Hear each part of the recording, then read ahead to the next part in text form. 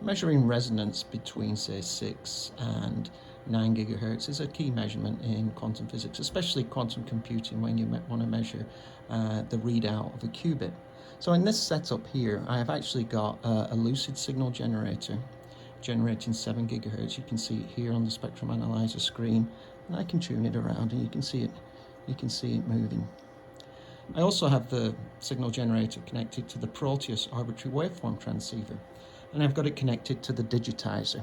And on the display here in MATLAB, you can see in real time, I've got the top waveform is the time domain display, and the bottom is the frequency domain. And you can see as I tune around the frequency,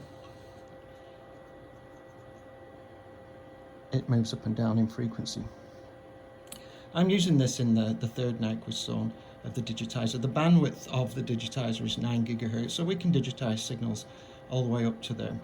But I don't need to use the lucid signal generator, of course. I can use the Proteus Arbitrary Waveform Generator as a direct-to-microwave transmitter. So if I disconnect lucid from here and connect directly up with Proteus, you can see now I've got a shaped waveform. So at 7 gigahertz, I have a Gaussian pulse. So I'm using this in the second Nyquist zone of the Proteus Arbitrary Waveform Generator. So a very versatile instrument. You know, I could do my control pulses at 4 gigs, I could do them at 2 gigs, and I can make measurements easily between 5 and 9 gigahertz.